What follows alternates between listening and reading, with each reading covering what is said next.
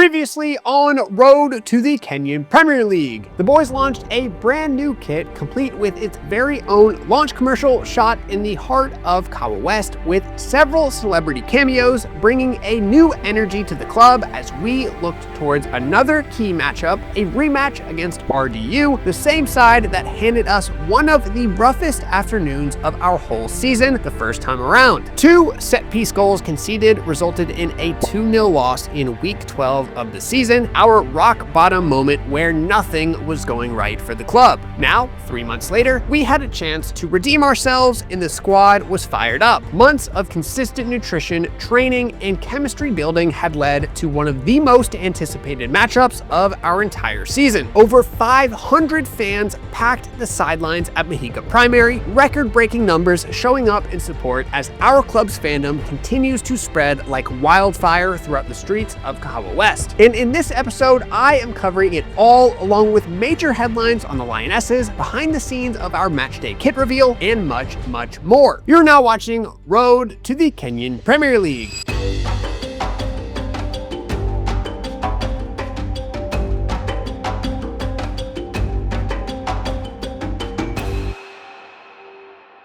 What's up, everyone? My name is Hayes Knupp, JerseyBird founder and your host of Road to the Kenyan Premier League. Welcome back to another huge episode. Before we get into the video, if you want to support the series, there are 3 main ways to do so. First up is the Lions Den, the official club Discord, where we host watch-alongs, interact with club players, and discuss behind-the-scenes news that comes out weeks before it goes public on YouTube. It's a great community, and it is one of the key support pieces of this club. Go check it out if you haven't already. Second up is the KPFC 10 for 10 deal. If your club is in need of new kits and apparel, go to JerseyBird.com, tap start a project, and we will pair you with a JerseyBird designer who will create some awesome custom gear just like the kits you see in our videos. Tell us you came from this show and you will get 10% off your entire order and 10% donated straight to the club with a mention in our next financial report video. And lastly, if you just want a simple way to contribute to the club, go to KahawaPrideFC.paperform.co where you can donate or become a sponsor. And we are now offering live stream ad space. If you're interested in that, go check out that form and we will be in contact with you. Thank you for the support. I will link everything below. Now back to the video. Before we get into the match recap, I want to quickly shout out a couple of our player of the match experience partners who help make our player of the match experiences happen. First up is Mwimbi Seafood Restaurant. If you're ever in Nairobi and you're looking for awesome seafood, go check them out. They showed us a ton of love when some of our players came through. They cooked up some awesome food for them and it was an incredible experience. So again, if you love seafood, check out Mwimbi Seafood Restaurant. They are awesome. And the second player of the match experience that we need to cover is over at Kuki Archery Kenya, over at Strathmore University, run by Shazana Anwar, who everybody knows as Kuki. She is Kenya's top female archer and the first archer to ever represent Kenya at the Olympics. She carried the flag at the 2016 Games in Rio, which is obviously an incredibly big deal. So if you ever want to pick up a bow and you're in Nairobi, that is the place to go. Go check out both of these organizations. We really do appreciate what they did for us. All right, let's get into the match recap. So as I mentioned, this weekend we were back at home at Mahiga Primary to take on RDU, which stands for Rapid Deployment Unit. Essentially, this club is formed of SWAT team members in Nairobi, so they're well-trained, strong, and as you saw earlier in the season, a formidable opponent. First time we played them in week 12, it was one of the toughest moments of the whole season. We were away at their place, deep in our mid-season slump, with a patched-up lineup and our usual center back pairing missing, and they are a big, physical, paramilitary side. They beat us 2-0 that day, both their goals from set pieces, so we walked into this rematch with a score to settle and a far stronger, far more settled group to do it with. And of course, there was a bit of extra buzz around this matchup because it was the first time the boys got to wear their brand new kit that we showed off in last week's reveal, the half red, half green kit. You could clearly feel the energy in the hours leading up to kickoff, from the boys getting ready at the clubhouse to getting their first proper look in the new gear on match day. It was a full professional club experience, and we got to debut it on Father's Day in front of the biggest crowd we've had all season, and we even brought the Cubs out for a proper World Cup style tunnel walk to start off the match. And from the very first whistle, you could see that this was a different Kahawa Pride to the one that turned up for that first meeting. meeting, and we immediately took the game right to them. Quickly going over the starting lineup, we had Karani in goal, a back line of Gideon Etyeng, James Macharia, Sidiki Otieno, and Stephen Chiari, Marvin Okech and Austin Ochieng in the midfield, George Uma, Louis Muniki, and Felix Kamau on the attack, and Brian Macharia up alone at striker. I expect the game itakuwa tough,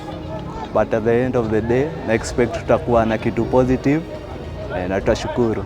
Our opponent walitufunya wakia kwao.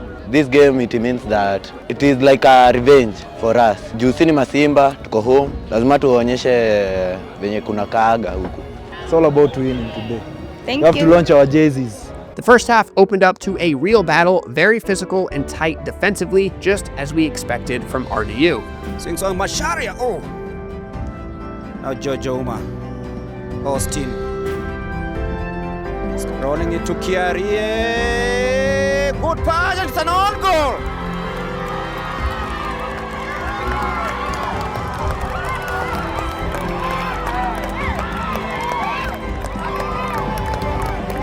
One 0, and look, it was a scrappy one. Stephen Chiari went down the left wing and drove it across into the box. It cannoned off the keeper and then off one of their own defenders and trickled over the line. Not the prettiest goal of the season, but hey, they all count the same, and we had more than earned our 1-0 lead.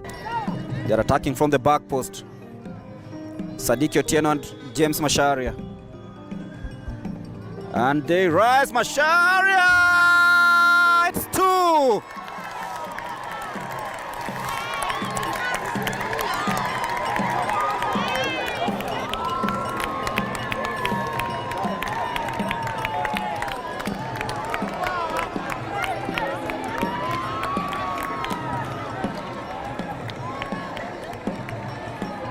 He's been mobbed by his teammates.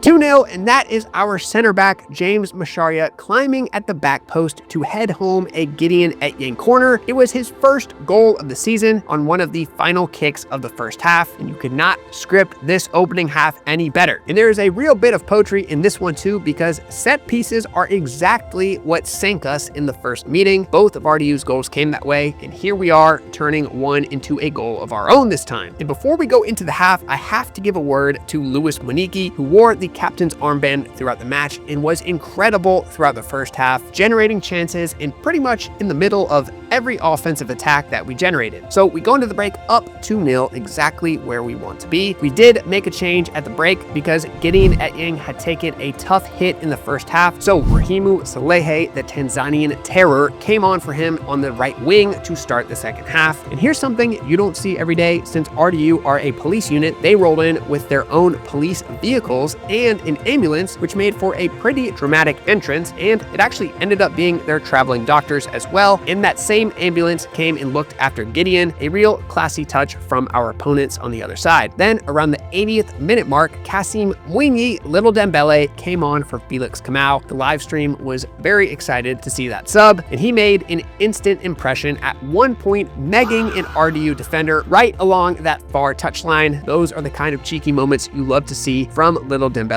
off the bench. And from here, it was just about keeping the pressure on and keeping our shape. RDU came out for the second half with some real intensity, throwing everything they had at us, and it even got a little feisty toward the end. A few yellow cards flying around on both sides, but everybody kept their cool and nothing got too out of control. And we cannot overlook our keeper, Miguel Karani, who was the difference in the second half. He made a big save early on and then a huge one late in stoppage time to keep the clean sheet, and he was solid every time a shot came his way. And when the final whistle blew, it was finished 2-0, a clean sheet and redemption after one of our toughest losses all season. And it is full time.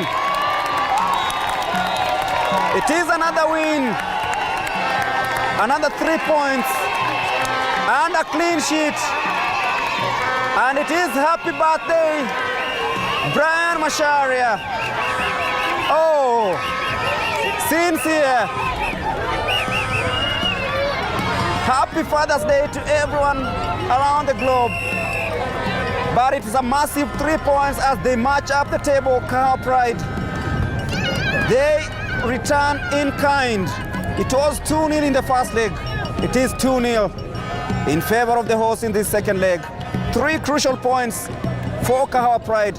jubilations, joy, and of course, everyone is happy. A 2-0 loss on the road in week 12, and now back at home, we handed it right back to them. 2-0, a win for Kahawa Pride, paid back in full. And after a second half like that, Karani was the easy pick for our player of the match. We are just playing how we should be playing. The boys are now doing whatever we are coaching them, and the understanding is better, and we can see it in the field. The squad is motivated, everyone is psyched up, everyone wants to win, but we'll take it match by match. It was a good game, and I thank the lads for pushing themselves and all the staffs, and thank you God. First, I'll thank them for their support. It was great support. They gave their all and we made them proud. We thank them for coming. Along the sidelines, we even had a bit of football royalty in the building. Titus Mulama, the former Harambee Stars midfielder and one of the most gifted left-footed players this country has ever seen, came down to Mahiga to take it all in and even spent some time with Coach Kim on the sidelines. It's always good to see when somebody of that stature comes by to check out what we are building, and we appreciate him and all the other VIPs who stopped by last Sunday. In one more event from after the whistle, it was Brian Masharia's turn for the classic